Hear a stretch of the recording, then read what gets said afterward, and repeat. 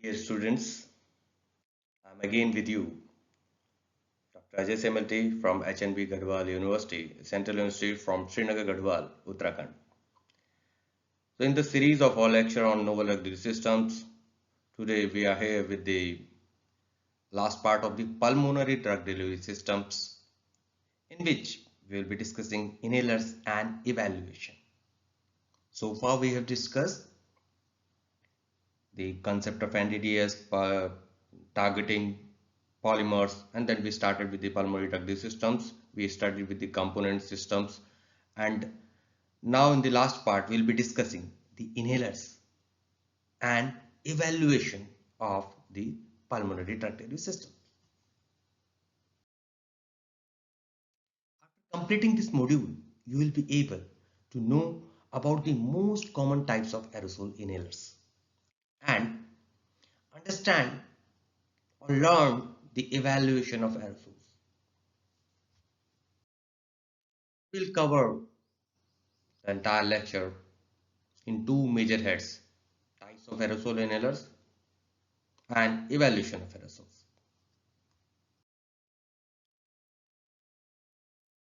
There are three types of aerosol inhalers. What we say them, they are meant for delivering the drug directly to the site of action. So they are of three types. These aerosol inhalers: meter dose inhalers, MDIs; small volume nebulizers, SVN; dry powder inhalers, DPIs. So MDI, SVN and DPI. These three inhalers. Always remember this name. Many times it is asked in the examination. From exam point of view, they are very much important, and you have to learn about these inhalers thoroughly when you are especially addressing the pulmonary drug systems. Okay. Let's see this diagram of meter dose inhaler. As we can see, it is a canister. On top you can see, then gas phase is there. Actually it is inverted and then inhaled from the you can say, or to the mouth. Formulation is there and it is pressed, and retaining cup is there, actuator is there, metering wall, this is a metering wall is there, metering chamber is there. As you can see that in this part, can you see this part, metering wall? Yeah, here this metering wall is the key of this delivering system. It has the metering chamber, this metering chamber. Okay, this metering chamber is the success of this meter dose inhaler. Whatever the drug comes into this meter chamber, it is delivered through the actuator and the expansion chamber, and the high velocity spray is achieved. Canister, metering wall, metering chamber and expansion chamber, these are the major components of the meter dose inhalers. 25 to 100 microliter or maybe sometimes 150 microliter of fused volume range can be delivered through MDIs. The dose is filled into the metering chamber and it is delivered, as we have discussed with that diagram also. So this inverted canister with the wall below it, this is in turn assists the gravitational refilling of wall. So due to gravitational force, the wall is refilled again, in that too in that metering chamber. These walls may differ in design while we are moving to these small volume nebulizers. These are the devices which deliver solutions and suspension in the aerosol form capable to be inhaled into LRT, lower respiratory tract. There are three types of SVN: pneumatic jet nebulizer, ultrasonic nebulizer and meshed nebulizer. Remember these names: pneumatic related to the water, ultrasonic waves, mesh like system is there. So these are you have to learn these examples. Give your kind attention to this figure. This is the pneumatic jet nebulizer general diagram. Pneumatic means liquid based and jet means it is a pressurized airflow. So you can have an idea that what is happening here. There is a liquid reservoir there. Okay, this is the liquid reservoir here, and compressed gas source comes in, and this drug, this portion is nebulized. This pneumatic, it comes in pneumatic phase, and with the jet force, with the compressed gas source, it is uh, delivered to the patient. Okay, the delivery of compressed gas is done through a jet, entraining of product into the compressed gas stream, and then it leads to the product is shared into the liquid film, and this unstable film breaks into aerosol droplets. So you can, rather than writing into the sentences, you can prepare this type of flow chart and give a very nice and concise presentation. Okay, ultrasonic nebulizers. Electricity is used to generate the ultrasonic waves, and it converts a liquid into aerosols which can be respired or inhaled. You can see this diagram, acoustic waves are there, piezoelectric transducers are there. So with the power transducer, drug solution is converted into the aerosol. Okay. Now moving to the mesh nebulizer. What are the mesh nebulizers? They involve the use of a mesh or plate with multiple apertures to produce a liquid aerosol. So this is a standard, you can say, one of the commercial mesh nebulizers. DPIs, dry powder inhalers. These are one of the most widely used inhalers. They are small, portable, propellant-free, breath-actuated inhalers. These are breath-actuated inhalers. It means breathe, that you are inhaling, your breathing is the driving force for inhaling that drug into the bronchi. So post-Montreal, they are basically the post-Montreal protocol inhalers, in which it was in 1989, if you remember, that we discussed with the propellant that the CFC, the chlorofluorocarbons, had the ozone depleting effect. So they were reported, so it was decided that we have to phase it out. So it was thought that why can't we avoid the propellant at all completely? Yes, we can, with the help of DPIs. It means the dry powders can be inhaled with these devices. These inhalers are developed for phasing out these ozone destroying CFC propellants in MDIs, meter dose inhalers. DPIs are also used not only in the asthma, not only for the bronchitis, it is also used in insulin delivery. Various commercial respiratory sprays of insulin have also been approved by US FDA, named Exubra. What you are seeing, it is the Exubra in the figure, and ARX, and so many technologies are also there. So please search more examples like that and note them down. Okay. So just summarizing this section, that most common inhalers are three inhalers: MDIs, SVN. MDI stands for meter dose inhalers, SVN small volume nebulizer, DPI dry powder inhalers. So MDIs, inverted canister is there, metering valve is there, metering chamber is there, and expansion chamber is there. Okay. SVN, small volume nebulizer, pneumatic. Keywords you have to remember: pneumatic, ultrasonic, and mesh nebulizers. Okay. Apart from this, SVNs working on the pneumatic one, and the other are ultrasonic and mesh nebulizers. DPIs uh, are portable, propellant-free, breath-actuated inhalers. Now it's the time to move to the evaluation to aerosols. So, hope MDI, SVN, DPIs, and SVN's classification. You must remember these things perfectly. Okay. When we are talking about any dosage form, any delivery system, we never skip how we can characterize them. That evaluation part. Now let's focus on the evaluation, on which parameter we should evaluate the aerosols. Number one is flammability and combustibility. Number two is physicochemical characteristics, performance, and then therapeutic activity. These are the four major evaluation parameters. In flammability and combustibility, two major tests are there: flame projection and flash point. What is the flammability and combustibility?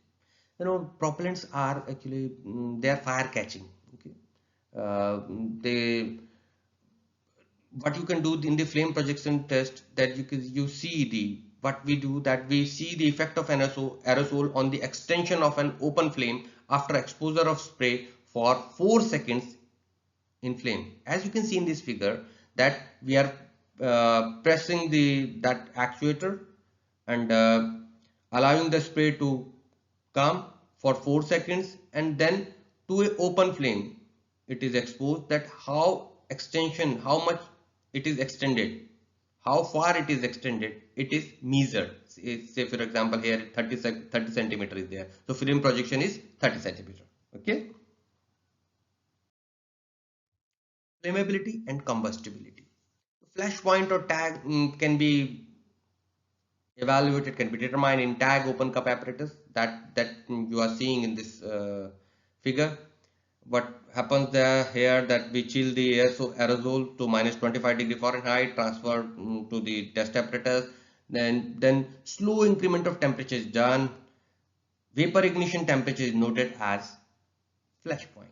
Okay, when the vapor ignites, this point you have to note. This is called flash point. Other physical chemical characteristic can also be evaluated and can be taken as a evaluation parameter, like vapor pressure can be easily evaluated through the pressure gauge, density can be evaluated by the hydrometer or pycnometer, moisture content by Carl Fisher method, and identification of propellant can be done by the infrared spectroscopy. Performance. Now it's the time to evaluate the performance evaluation of aerosols. So what are the official tests? Means official means which are mentioned in some pharmacopoeia, either IP or the USP, Indian pharmacopoeia or United States pharmacopoeia. So just you must know at least the names. Okay. However, any of a particular one, any of these may be asked in examination in detail. Number one, aerosol wall discharge rate or delivery rate, delivered dose uniformity, net contents, minimum fill, leakage, and particle size distribution. And in net contents and minimum fill are more or less similar, and in two different pharmacopoeias they are mentioned in maybe in different names. Now taking the first one, aerosol wall.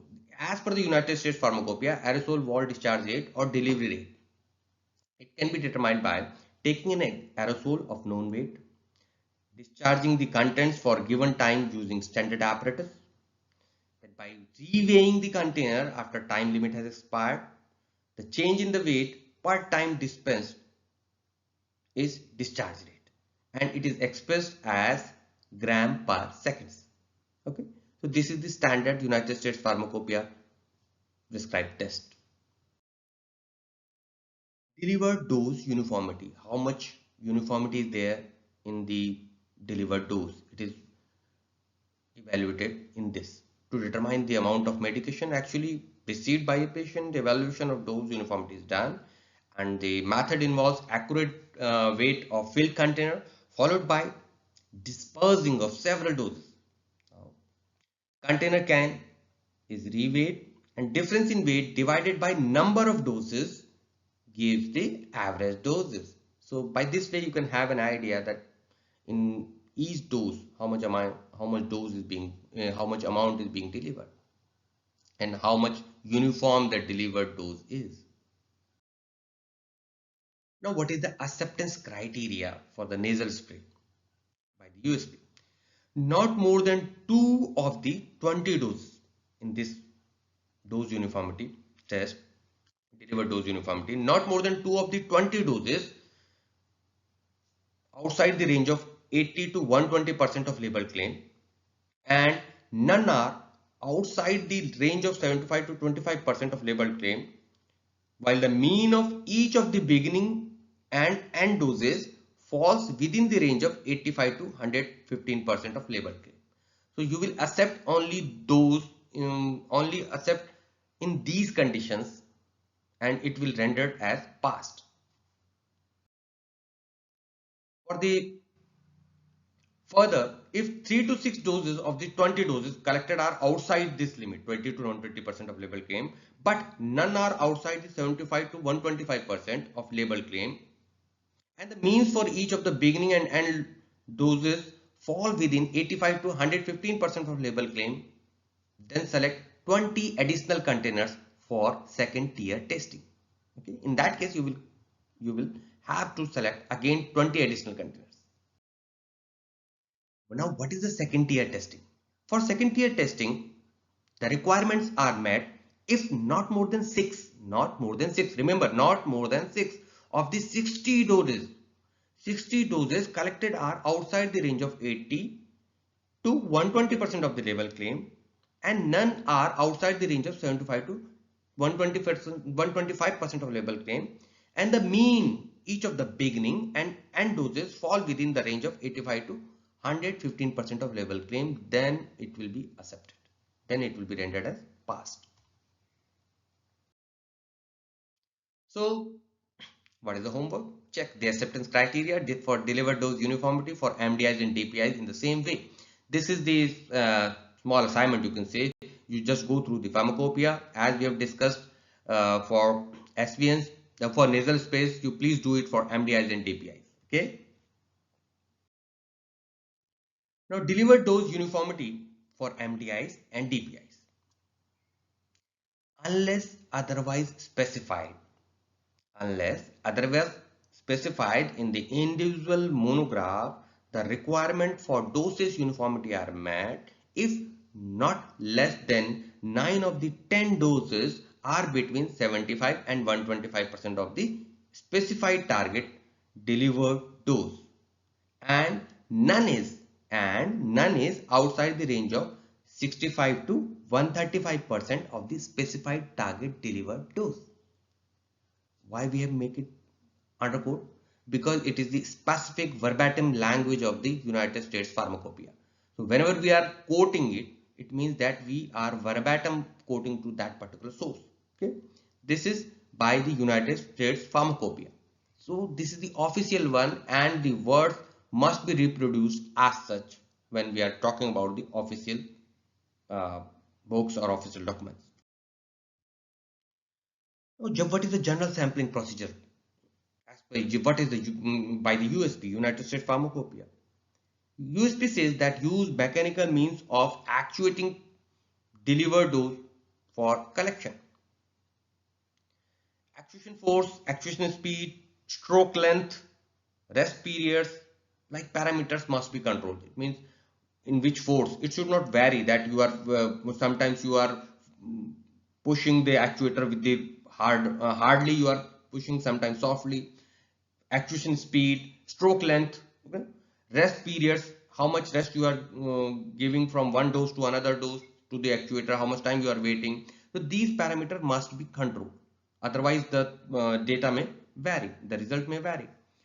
The test must be performed on units that have been primed according to the patient use instructions. Okay.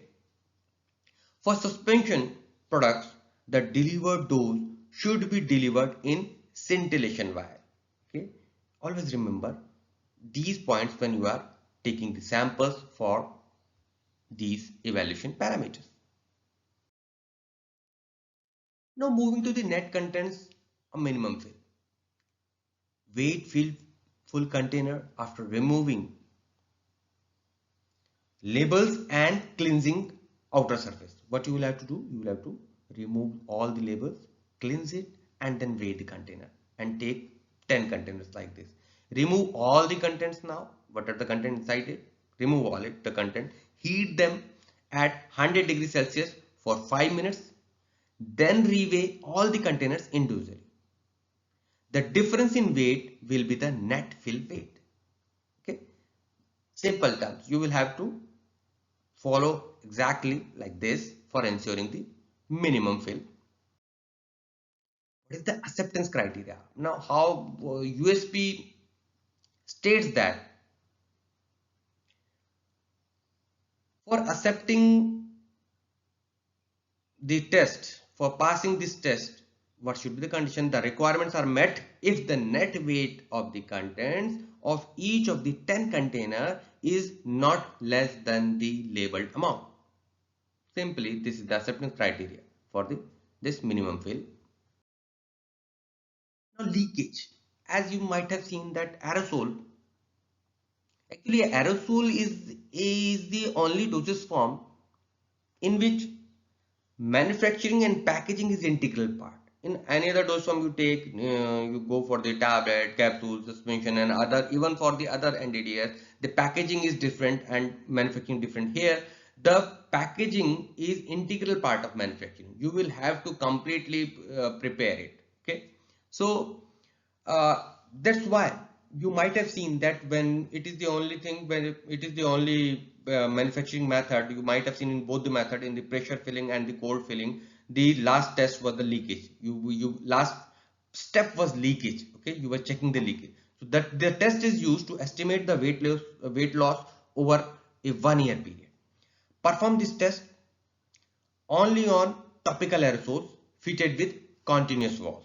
This test is in addition to the customary inline leak testing of each container. Remember this thing, we have mentioned that inline leak testing is done for each and every thing, but it is in addition to that. So you refer the USP for the, you will have to refer to your United States Pharmacopoeia for the detailed version of these evaluation parameters.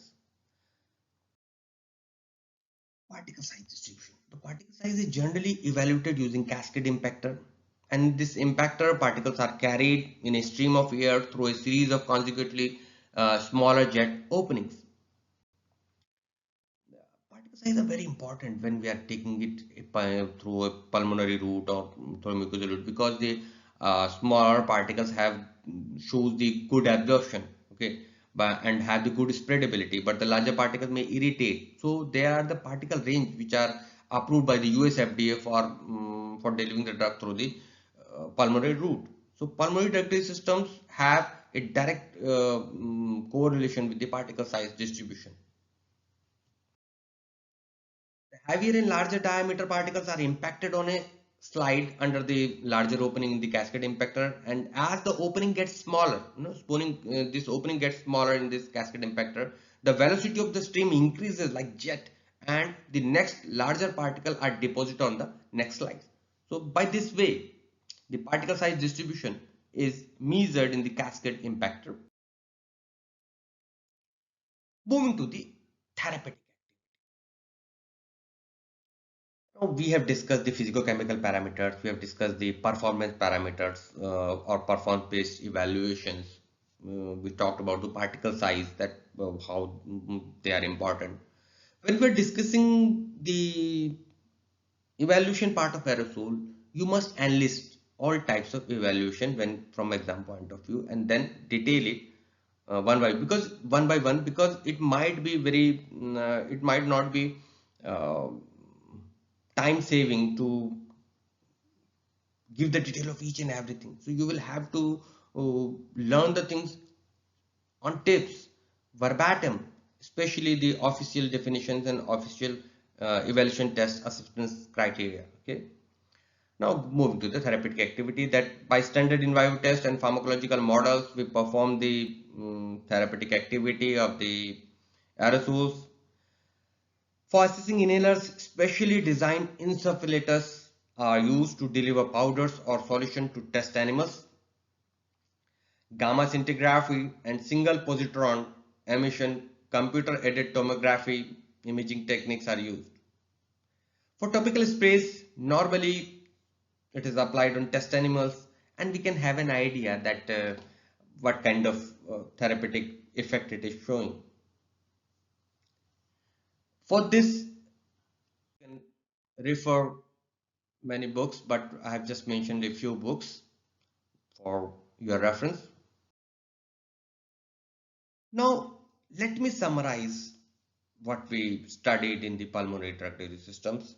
That pulmonary drug delivery systems, aerosols, we studied the definition, we studied the types of the aerosols, and the components of aerosols, the propellants, their mechanism, And what is the most important thing is there's nomenclature, 3-digit nomenclature. You must remember the thing. Okay, with particular examples. Chlorofluoro, what is the problem with the CFCs? It is always asked. And next thing is that components, then parts, wall, detailing about the wall, diagram of wall, meter, dose, inners. That meter wall diagram, you must please practice it in your home and try to redraw it. This will be very helpful. Sometimes only the diagram is asked, that draw the diagram of MDI or draw the diagram of meter wall. So you must be well versed with that thing. Okay, and in this, particularly in this module, we discussed that what are the types of inhalers. Inhalers may be MDI, meter dose inhalers, small volume nebulizers, SVNs, and DPIs, dry powder inhalers. MDIs have got the metering chamber there, and each and every drug, before each and every dose before delivering is filled into the meter chamber, and only that much amount of drug is delivered on a one shot. So this ensures the uniform dosing. And second is small volume nebulizers. They may be of three types. Have you learned the things? Please refer the things. And then DPI, dry powder inhalers, which are very largely, very widely used for by the asthmatic patients. Okay, we have mentioned by the Exebra for taking the insulin. Dry powder inhalers are being practiced and they have been approved by the US FDA. Aerosols may be evaluated when we are talking about the evaluation for flammability, combustibility, physicochemical properties, and performance, and then therapeutic activity. So as far as the performance part is concerned, please do remember those four the official parameters, and remember them verbatim, especially with respect to the acceptance criteria. You must study all these official tests for each type of inhalers. We have mentioned only one, and in the same way, you can refer these other two from the official books, United States Pharmacopoeia, and sampling procedure is almost common for all these kind of aerosols for evaluation parameters. So this is over from our side. Now it's your turn. Do remember the things, do practice, and keep learning. We'll be coming back with more modules, with more lectures on novel drug systems after this. Thank you. Thank you for being with us. Happy learning.